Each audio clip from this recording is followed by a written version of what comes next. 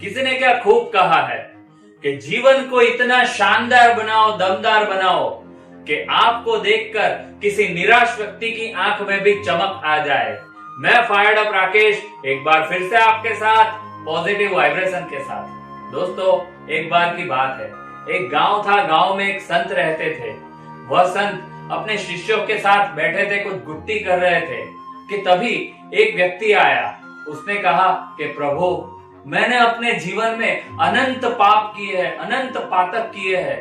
आप मुझे मेरे कल्याण का मार्ग दिखाइए, मुझे पवित्र कीजिए, मेरे पातकों का समाधान कीजिए। तब साधु महाराज ने कहा कि तुमने पाप किए हैं तो मैंने भी पाप किए हैं।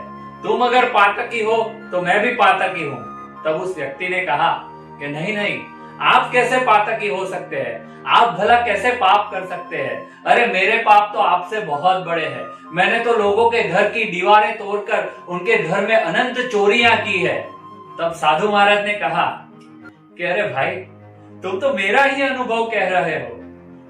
तब वह व्यक्ति ने कहा कि नहीं नहीं, मैंने तो इससे भी बहुत ज्यादा पाप किए हैं। मैंने तो कई लोगों को मार डाला है और जब भी मैं रात को सोने जाता हूँ तब वह लोगों की चीख मेरे कान में सुनाई पड़ती है और मैं ठीक से सो भी नहीं पा रहा हूँ। मैं हर रात जागता रहता हूँ, उनकी चीखें हमेशा मेरे कान में सुनाई देती है। इस वजह से मैं सो भी नहीं पाता हूँ। जैसे ही मैं सोने जाता हूँ कि स्वप्न में मुझे वही लोग दिखाई देते हैं और मैं हक्का बक्का रहकर जाग जाता हूँ।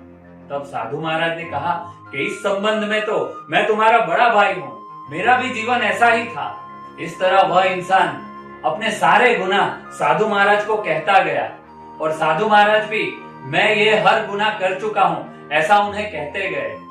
थोड़ी देर बाद लंगड़ाता हुआ आया इंसान, अस्वस्थ आया हुआ इंसान साधु महाराज के पास से यह बात सुनकर स्वस्थ होकर गया। वह इंसान की आंख में एक अजीब सी चमक आ गई। तब साधु महाराज के शिष्य ने साधु महाराज से कहा कि आपका जीवन हमें भली भांति पता है। आपने अपने जीवन में कोई दाग नहीं लगाए है, आपका जीवन एकदम शुभ्र है। फिर आपने उस इंसान के सारे पातक मैंने किए हैं ऐसा क्यों कहा? आपने अपने जीवन काल में कोई भी पातक नहीं किया है, ये हम भली भांति जानते हैं। फिर भी आपने ऐसा क्यों कहा? वह तुम्हारे पास कितनी श्रद्धा लेकर आया था। तब साधु महाराज ने कहा कि बात तो सही है, अब वह मुझ पर श्रद्धा नहीं रखेगा। मुझ पर से उसकी श्रद्धा उड़ गई होगी, किंतु अपने पर उसकी श्रद्धा खड़ी हुई होगी। क्योंकि वो सोचेगा कि जब ऐसा आदमी इतने पाप करके भी शुद्ध और पवित्र हो सकता है तो मैं क्यों नहीं हो सकता। दोस्तों, ये छोटी सी कहानी हमें सिखाती है कि जिंदगी में हमें सफल होना है या एक अच्छे नागरिक भी बनना है तो अपने आप पे आत्मश्रद्धा कभी भी मत खोना। क्योंकि आत्मश्रद्धा के बल पर ही दुनिया में बहुत बड़े बड़े काम हुए हैं। आज पूरी दुनिया रोशन है, जगमग है, यह केवल आत्मश्रद्धा के जोर से ही है। वह आत्मश्रद्धा ही थी जिनकी वजह से एकलव्य बिना अंगूठे के भी एक श्रेष्ठ धनुर्धर बन सका। वह आत्मश्रद्धा ही थी जिनकी वजह से आज पूरी दुनिया को जीरो मिला और हजारों लाखों की गिनती चुटकियों में हो जाती है। वह आत्मश्रद्धा ही थी जिनकी वजह से एक दुबले पतले इंसान ने पूरे भारत देश को आजादी दिलाई। वह आत्मश्रद्धा ही थी जिनकी वजह से 1854 में स्वामी विवेकानंद ने भारतीय संस्कृति को पूरी दुनिया में रोशन किया।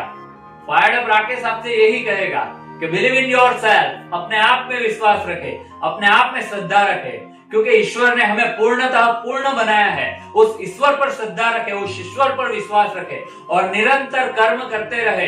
सफलता एक दिन आपके कदम जरूर चूमेगी। बाकी जिंदगी बहुत खूबसूरत है, आप बस अपनी सोच बदल लीजिए, जिंदगी अपने आप बदल जाएगी। आप खुश रहे, आबाद रहे। आपका बहुत बहुत धन्यवाद, शुक्रिया।